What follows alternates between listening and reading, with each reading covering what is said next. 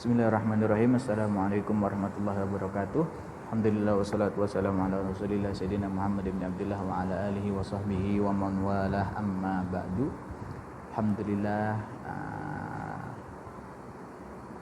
yang segala puji bagi Allah Subhanahu wa taala yang telah mempermudahkan kita dan mengistiqomahkan kita untuk bisa belajar ilmu agama. Amin ya rabbal alamin.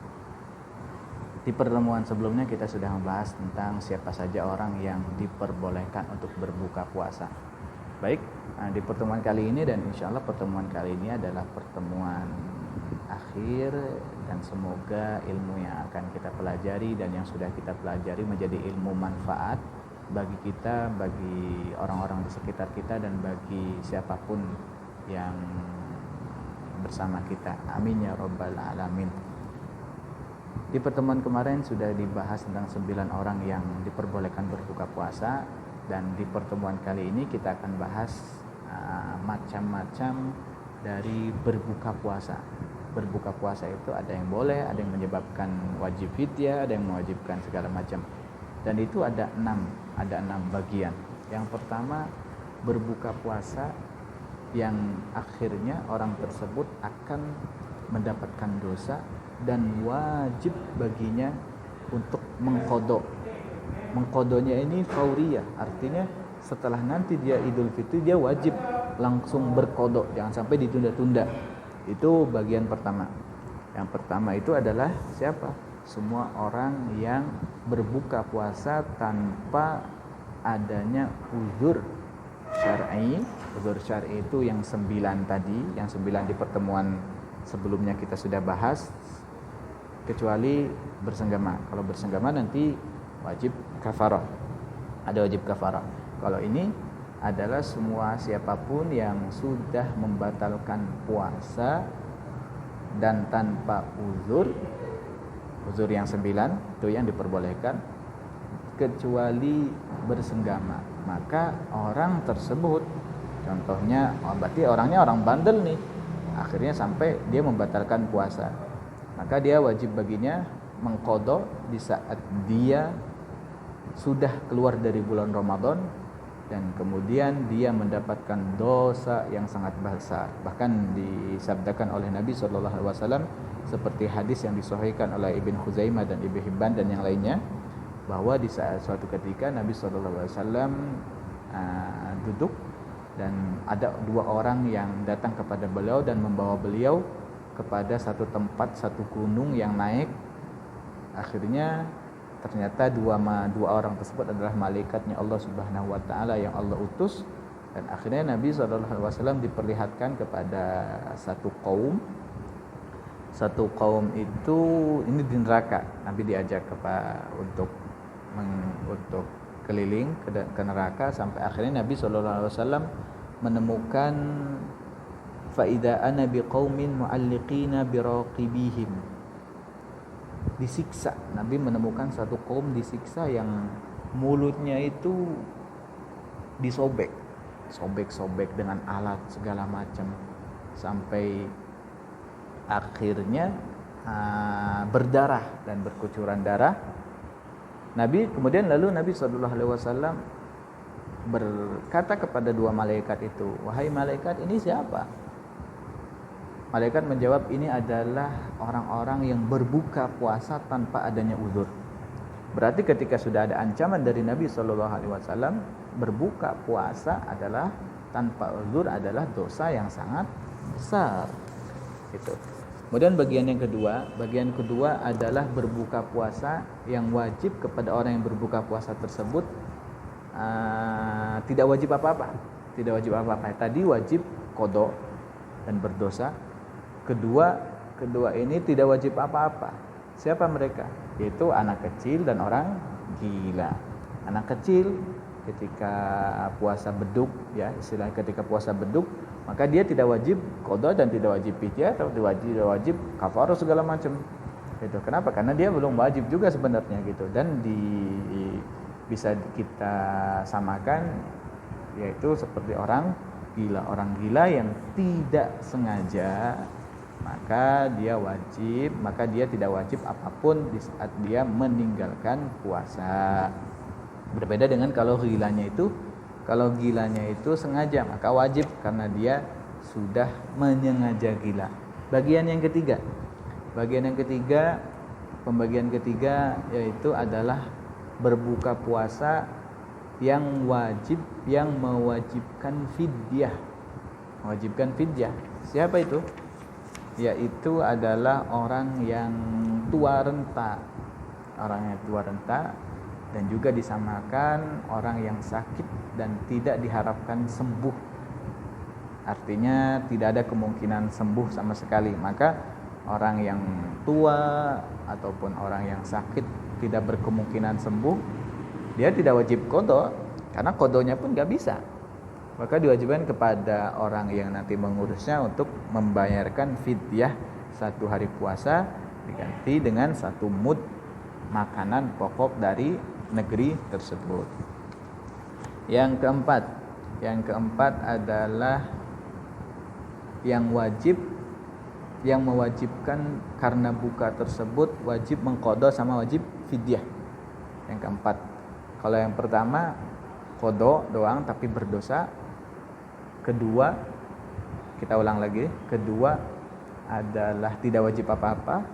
Ketiga wajib fidyah doang. Keempat wajib qada sama fidyah, yaitu orang hamil dan orang yang menyusui. Kan tapi mereka berdua itu berbuka karena takut kepada janinnya atau kepada si bayi. Kalau seandainya si ibu hamil ataupun ibu yang menyusui itu berbuka puasa karena takut apa? Karena takut kepada dirinya sendiri, takut sakit segala macam, atau kepada dirinya sendiri, kemudian kepada si bayi, maka itu tidak wajib fidyah baginya, tapi wajib qada doang. Tapi yang keempat yang kita bahas ini adalah seorang ibu hamil dan orang ibu menyusui yang berbuka puasa karena takut kepada si bayi saja, takut si bayinya lemah atau si bayinya bakal asinya semakin berkurang segala macam gitu. Itu wajib qada dan fidyah. Itu yang keempat. Yang kelima kita bahas langsung. Yang kelima ini ya orang yang paling besar, orang yang paling sulit. Berbuka yang mewajibkan kepadanya untuk qada pertama. Kedua, setelah dia batal puasanya, dia wajib menahan diri untuk tidak boleh melakukan hal-hal yang membatalkan puasa selainnya. Artinya imsak, dia harus menahan diri seperti orang berpuasa. Yang ketiga wajib kafarah dan wajib ditakzir. 4 ini bahaya. Siapa? Mereka orang yang bersenggama baik dengan yang halal ataupun yang haram di siang hari bulan Ramadan. Maka orang tersebut wajib mengqada. Selain wajib mengqada, wajib imsak. Artinya dia gak boleh makan setelah dia nanti bersenggama tersebut, dan gak boleh melakukan hal-hal yang lain yang diperbolehkan bagi orang yang tidak berpuasa. Kemudian dia wajib kafarah. Kafarah.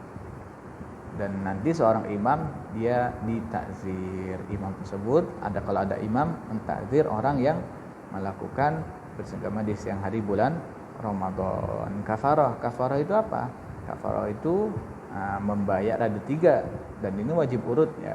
Pertama wajib memerdekakan budak, tapi budak zaman sekarang sudah gak ada. Maka berpindah kepada kedua, wajib bagi orang yang bersenggama harus berpuasa 2 bulan berturut-turut. Kalau batal maka diulang dari awal. Taghlizan. Kenapa? Taghlizan. Karena supaya orang yang bersenggama itu kapok gak melakukannya lagi. Kalau gak bisa juga berpuasa 6 bulan, 6 hari, 60 hari, kan 2 bulan, syahrain mutatabi'ain. Maka dia wajib memberi makan fakir miskin 60 fakir miskin. Sittina miskina, 1 harinya 1 mud. Itu bagi yang kelima, pembagian kelima. Dan kafarah itu wajib kepada seorang laki-laki saja ya, seorang perempuan tidak wajib. Itu pendapat yang mu'tamad di dalam madhab kita. Kemudian yang ketujuh, ini yang banyak yang mewajibkan hanya qada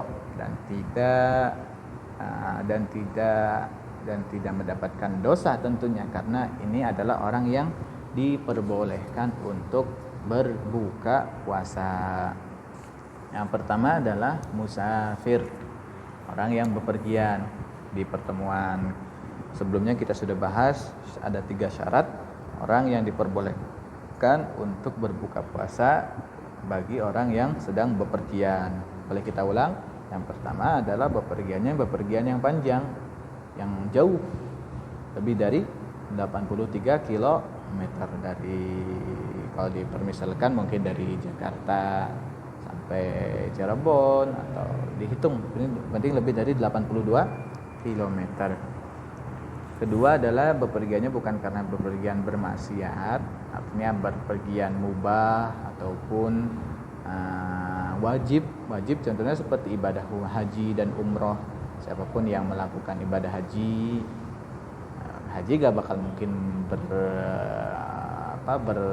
bertabrakan dengan Ramadan. Bisa kalau umroh misalkan di bulan Ramadan, maka dia diperkenankan untuk berbuka puasa, karena bepergiannya itu adalah bepergian yang wajib.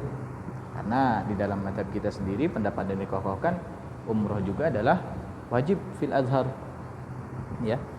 Yang ketiga adalah jadi sebelum fajar tiba, si orang yang supaya dia gak berpuasa itu wajib sudah berada di luar kotanya itu sebelum fajar. Jadi bepergian dari rumahnya itu sebelum fajar, itu syarat yang ketiga.